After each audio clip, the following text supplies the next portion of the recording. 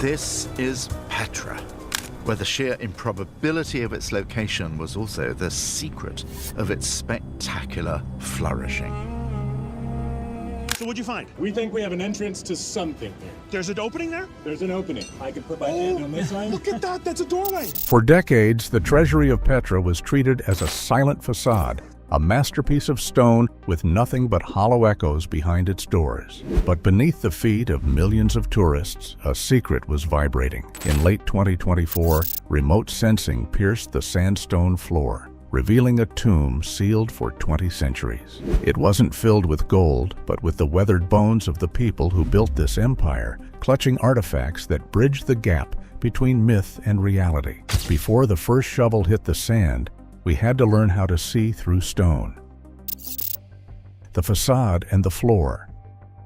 The Kazna, or the Treasury, is perhaps the most overexposed monument in the world. It is the face of Petra, carved directly into the rose-red cliffs with a precision that seems impossible for a pre-industrial society. For generations, the consensus among historians and the millions of travelers who stood before its towering Corinthian columns was that the Treasury was a beautiful shell, a grand aesthetic statement with very little there. Its interior is famously small and unadorned, leading many to believe its purpose was purely symbolic. A stone curtain drawn over the desert. But in the world of archaeology, the most significant stories are rarely found at eye level. The shift in perspective began not with a pickaxe, but with an invisible pulse. In late 2024, a joint team of researchers deployed ground-penetrating radar, GPR, across the courtyard of the Treasury. This isn't a quick process. It's a methodical, inch-by-inch interrogation of the Earth. GPR works by sending high-frequency radio waves into the ground and measuring the bounce as they hit different densities. Most of the area returned the expected noise of packed silt and sandstone rubble. However, directly in front of the monument's left side, the equipment signaled something anomalous, a distinct geometric void. It was a pocket of air and silence buried beneath layers of iron-rich sediment. This wasn't just a hole in the ground. It was a structural signature. The data suggested a subterranean chamber that mirrored the tombs discovered on the right side of the Treasury in the early 2000s. The political and logistical hurdles of excavating one of the new 7 wonders of the world are staggering. Yet the clarity of the radar made the project unavoidable. To understand the Treasury, the team realized they had to stop looking at the carvings and start looking at the foundations. They weren't just digging for artifacts, they were looking for the anchors of an empire. As the first layer of flagstones was carefully lifted, the air around the Treasury changed. The ground was no longer a platform for tourists, it was a lid. As the heavy stone gave way to the darkness below, the team realized they were about to breathe air that had been trapped since the height of the Nabatean kingdom. Descent into the chamber. Stepping down into a newly opened tomb is less like a walk and more like a submersion. As the team breached the final barrier of the sealed chamber, the atmosphere shifted instantly. The blistering heat of the Jordanian afternoon, which typically bakes the sandstone canyon to a shimmering haze, vanished. In its place was a heavy, stagnant chill, air that had been disconnected from the world's respiratory system for 2,000 years. There is a specific scent to such places, a dry, metallic tang of pulverized rock mixed with the faint organic musk of ancient dust. This was the horrifying silence that the headlines would later exploit. But for the archaeologists, it was the sound of a perfect preservation. As the beams of their high-intensity LED lamps cut through the gloom, the chamber's contents began to resolve into sharp, jagged silhouettes. The room was not the polished, grand gallery one might expect from the Treasury's exterior. Instead, it was raw and functional, a stark contrast to the Hellenistic elegance of the facade above. On the floor, resting in the very positions they were placed in the 1st century, were 12 skeletal remains. They were not arranged in a neat, clinical row, but were scattered in a way that felt deeply personal, almost conversational. These weren't just finds, they were the architects, the traders, and the citizens of a lost power, finally revealed. The preservation was startling. In many Petra tombs, Centuries of flash floods and looters have churned the contents into a muddy slurry of bone fragments and broken pottery.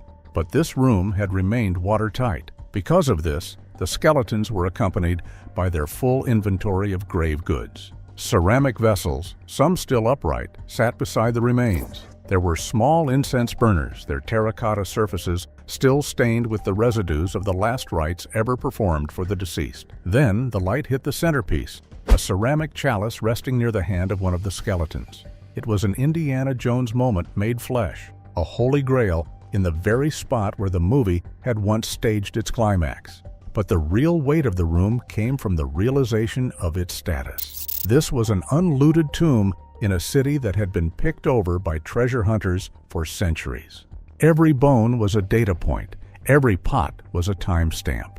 The team moved with agonizing slowness, aware that even a heavy footfall could disturb the precarious equilibrium of the dust. They were looking at a snapshot of Nabatean grief. The horror often cited by the public was actually a profound sense of intimacy. To stand in that room was to intrude upon a private family moment that had been frozen in stone since the Roman Empire was at its zenith. Beyond the shock of the skeletons lay the deeper mystery of who these people were and how they turned a desert wasteland into a global center of wealth. The Nabateans, masters of the mirage. To understand why 12 bodies buried beneath a sandstone floor matter, one must understand the improbable genius of the people who put them there. The Nabateans were originally nomadic Bedouins, a people of the tent and the trackless sand who achieved the impossible.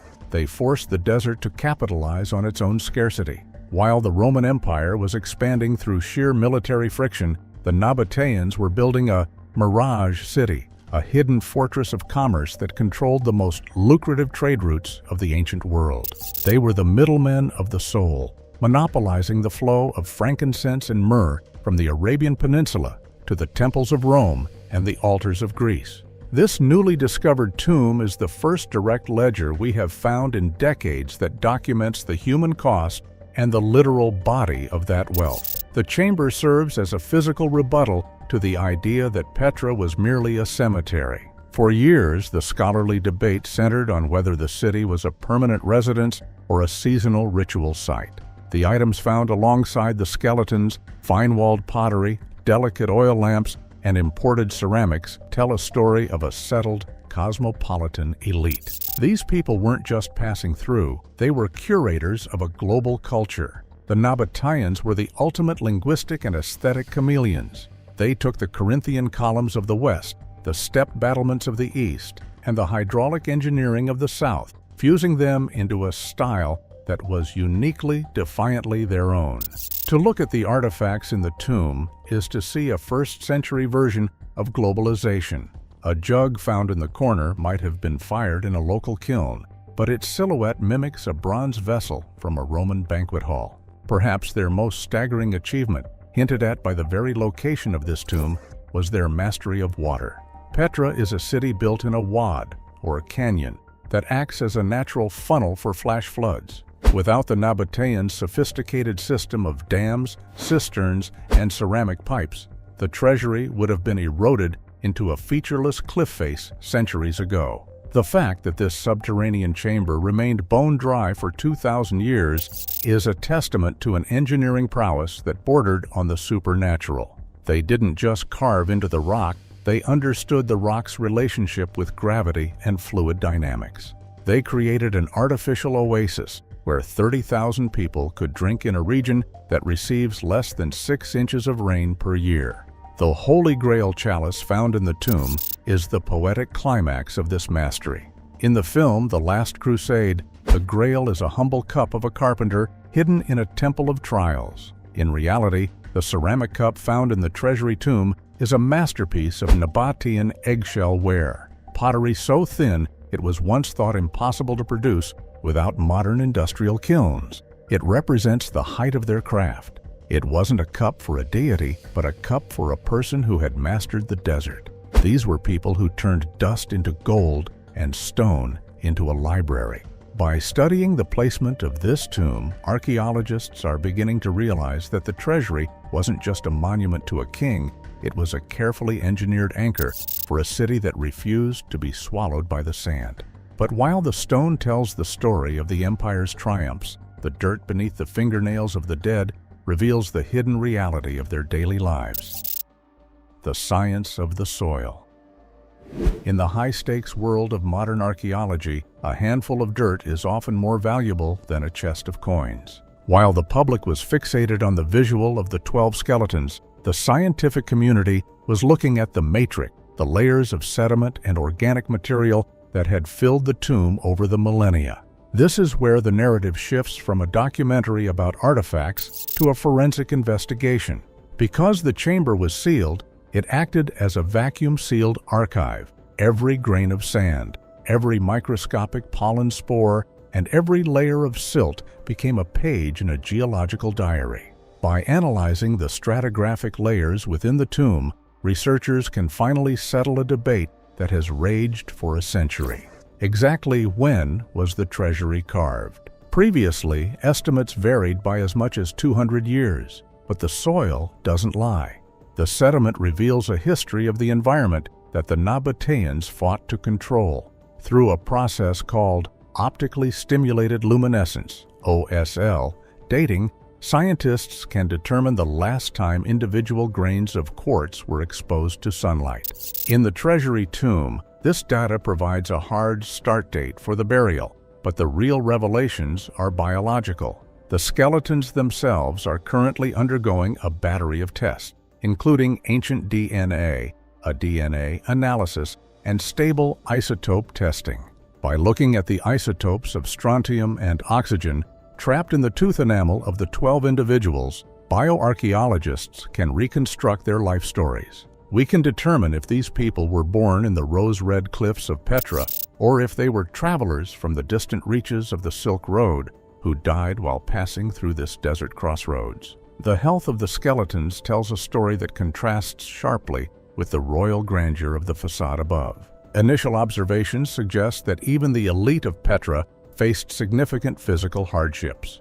Signs of repetitive stress, nutritional deficiencies in childhood, and healed fractures provide a ground-level view of life in the first century. These were not the untouchable gods of legend. They were humans who suffered from the same ailments that plague us today.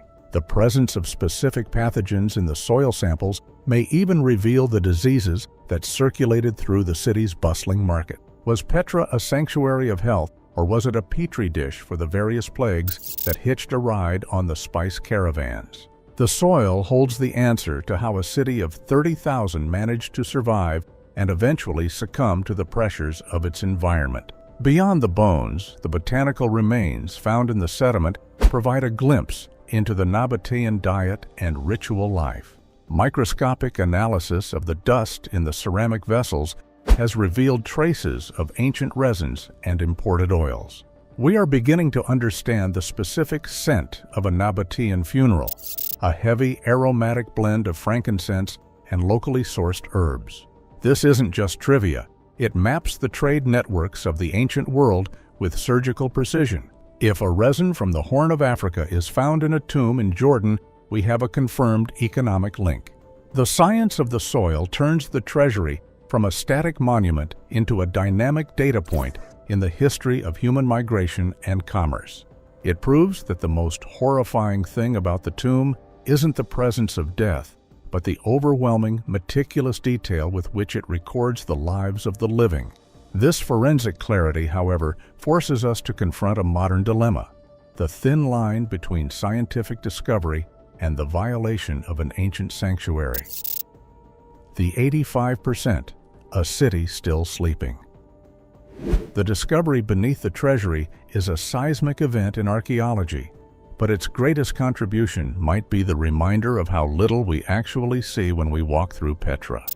For decades, archaeologists have estimated that a staggering 85 to 95% of the city remains unexcavated, buried under centuries of flash flood debris and shifting sands.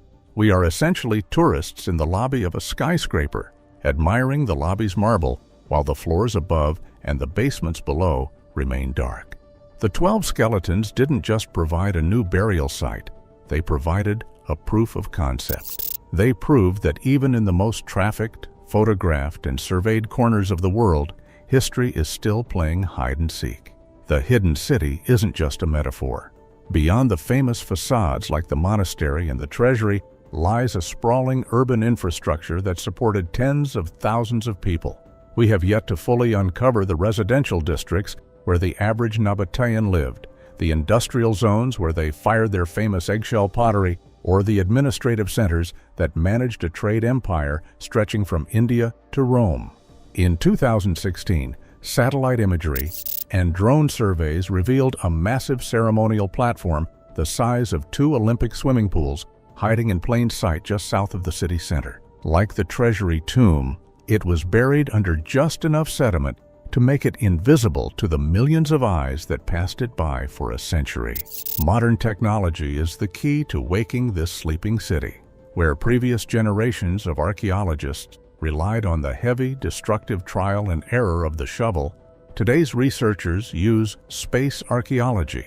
Satellites equipped with infrared sensors can detect differences in soil moisture and temperature that betray the outlines of buried walls and streets. Ground-penetrating radar, like the kind used to find the Treasury tomb, allows us to X-ray the ground without moving a single stone. This non-invasive approach is crucial for a UNESCO site where conservation is just as important as discovery. We are entering an era where we can map an entire city before we even break the surface. This vast, unread library beneath the sand represents a race against time. Petra is under constant threat from climate change. Ironically, the same flash floods that the Nabateans so expertly controlled are now the city's greatest enemy. Every year, water carves deeper into the soft sandstone, and salt crystals weaken the foundations of monuments. Finding what lies beneath is no longer just about curiosity, it's about salvage. Every new chamber located is a new opportunity to understand how this civilization survived in an arid wasteland, and perhaps more importantly, how their engineering eventually failed them. The 12 skeletons are a beckoning hand from the deep. They suggest that the Rose City is not a collection of beautiful tombs, but a vertical mystery where the surface is only the most recent chapter. As we move from the thrill of this single discovery to the broader reality of the site, the perspective shifts. We aren't looking at the end of a story, we are looking at the opening of a massive subterranean vault. The most significant discovery in Petra might not be what we found today, but the certainty that there are hundreds of rooms just like it, waiting for the right pulse of radar to bring them back into the light. As the modern world peers into these ancient voids, we find ourselves standing at the edge of a new map, where the past and the future of the Rose City finally converge. The Rose City's unwritten future. The discovery of the 12 silent residents beneath the Treasury has fundamentally shifted our relationship with Petra. For centuries, we viewed this site as a ghost ship of stone, beautiful, haunting, but ultimately empty. We now know that the Rose City is not a hollow monument, but a densely layered vault of human experience. This single, unlooted chamber has stripped away the sensationalism of the horrifying headlines, replacing them with a far more gripping reality, the story of a people who mastered the impossible and left their fingerprints on the very foundations of the earth. As the dust settles on this find, the focus turns to the horizon. This tomb is a catalyst, a signal that our understanding of the Nabateans is still in its infancy. With over 80% of the city still encased in the desert's embrace, we are standing on the threshold of an archaeological renaissance. The use of remote sensing and forensic science has turned the canyon floor into a transparent map, promising that the next great discovery may be only inches beneath our next step. The Treasury is no longer just a facade to be photographed. It is a gateway. By looking downward instead of upward, we have found the heartbeat of an empire.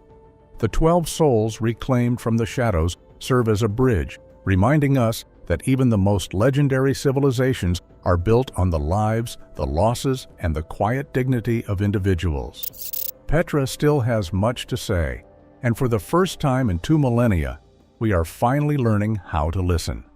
If you enjoyed this video, subscribe to our channel for more. Thanks for watching.